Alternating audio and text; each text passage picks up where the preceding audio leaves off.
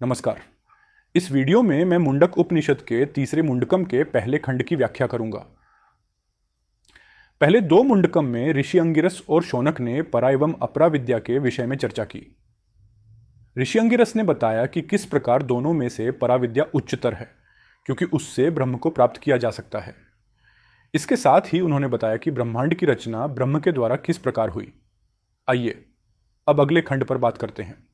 खंड के पहले मंत्र में ऋषि अंगिरस एक सुंदर रूपक के माध्यम से जीव एवं आत्मन का अंतर समझाते हैं। वे कहते हैं कि कल्पना करें कि दो अविभाज्य पक्षी एक ही पेड़ पर बैठे हों।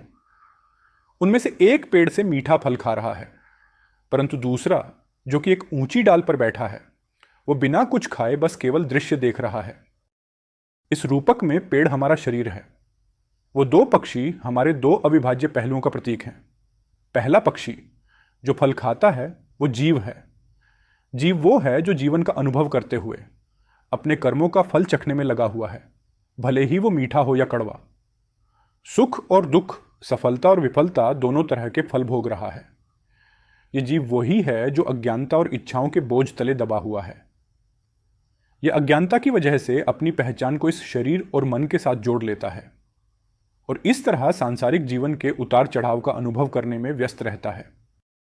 परंतु दूसरा पक्षी जो केवल देख रहा है परंतु उन फलों को खा नहीं रहा, वो आत्मन है। यह आत्मन उस पहले पक्षी के कर्मों और अनुभवों का साक्षी तो है, परंतु ये उनसे प्रभावित नहीं है। ये जीवन एवं मृत्यु के कालचक्र से परे है। ये पक्षी शुद्ध आत्मन की तरह है।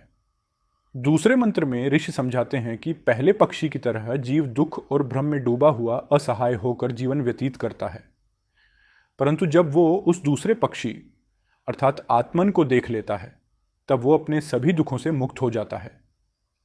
जीव संसार के अनुभवों में ऐसा उलझता है कि वो अपने वास्तविक स्वरूप को ही भूल जाता है।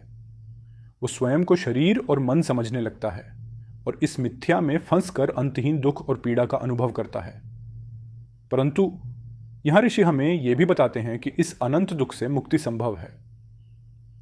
जब दृष्टा उस परमात्मा को, उस अपरा विद्या के स्रोत को देख लेता है, तब वो सभी पाप और पुण्यकर्मों के जाल को तोड़कर बंधनों से मुक्त हो जाता है। यह आत्मज्ञान की वो उच्चतम स्थिति है जहां साधक ब्रह्म से एकाकार हो जाता है। ऋषि अंगिरस बताते हैं कि आत्मन वो प्राण रूपी प्रकाश हैं जो सभी जीवों में उजागर हैं। जो व्यक्ति इस सत्य को जान लेता है उसे अन्य किसी विद्या की आवश्यकता नहीं रहती। वो जान जाता है कि सत्य केवल एक ही है, भले ही उसके कई नाम और रूप हों। ऐसा व्यक्ति अपने आप में ही आनंदित रहता है और अपने कर्तव्यों का पालन बिना किसी इच्छा के करता है। इस आत्मन को प्राप्त करने के लिए सत्य, तपस्या, सही ज्ञान और संन्यास की आवश्यकता है। जो योगीजन अपने अंदर के दोषों को समाप्त कर देते हैं, केवल वो ही इस आत्मन को देख पाते हैं। अगले मंत्र में वो सुंदर पंक्ति है जो हमारा राष्ट्रीय आदर्श भी है। ऋषि अंगिरस कहते हैं, सत्यमेव जयते नानृतम, अर्थात सत्य की सदैव विजय होती है, असत्य की नहीं। जो ऋषि गण अपनी इच्छाओं को त्याग चुके हैं वो सत्य के मार्ग पर चलकर परम सत्य अर्थात आत्मन को प्राप्त कर पाते हैं। उस आत्मन अथवा ब्रह्म को न तो हम अपनी इंद्रियों से अनुभव कर सकते हैं, न ही उसे समझ सकते हैं, क्योंकि वह हमारे सभी भौतिक अनुभवों से परे है। वो इतनी सूक्ष्म है कि उसे किसी भी उपकरण से मापा नहीं जा सकता। जो अज्ञानी हैं वो ब्रह्म से इतना दूर हैं कि वो कभी उसे पा नहीं सकते, परंतु फिर भी ब्रह्म हमारे इतना पास है कि वह हमारे भीतर, हमारे हृदय की गहराई में विद्यमान है। नेति नेति पद्धति का प्रयोग करते हुए ऋषि कहते हैं कि ब्रह्म को न तो आंखों से देखा जा सकता है, न वाणी से वर्णित किया जा सकता है, न ही अन्य इंद्रियों से जाना जा सकता है।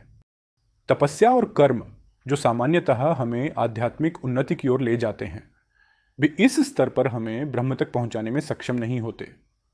जब मनुष्य का मन ज्ञान के प्रकाश से शुद्ध होता है तब वह एक स्वच्छ दर्पण की तरह हो जाता है जिसमें ब्रह्म की झलक स्पष्ट रूप से दिखाई देने लगती है।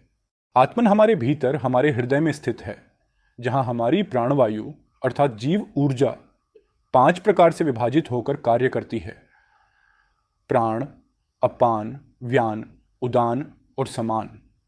ये 5 प्रकार के प्राण शरीर में विभिन्न कार्यों के लिए उत्तरदायी होते हैं और ये सभी मन को प्रभावित करते हैं। इस आत्मन को जानने के लिए बाहरी साधनों की नहीं, बल्कि आंतरिक शुद्धि की आवश्यकता है। जब मन वासनाओं और अशुद्धियों से मुक्त हो जाता है, तभी आत्मन का अनुभव किया जा सकता है। जब कोई व्यक्ति आत्मन का ज्ञान प्राप्त कर लेता है और उसका मन पूर्ण रूप से शुद्ध हो जाता है, तब वो जो भी इच्छा करता है उसे प्राप्त कर सकता है। परंतु इस स्थिति में आत्मज्ञानी व्यक्ति की सभी इच्छाएं पहले ही पूर्ण हो चुकी होती हैं, क्योंकि वह ब्रह्म में लीन है, जो कि स्वयं ही सभी इच्छाओं का स्रोत है। यहाँ ये खंड समाप्त होता है। आशा करता हूँ कि आपको ये व्याख्या पसंद आई होगी। कृपया चैनल को लाइक एवं सब्सक्राइब करना न भूलें। धन्यवाद।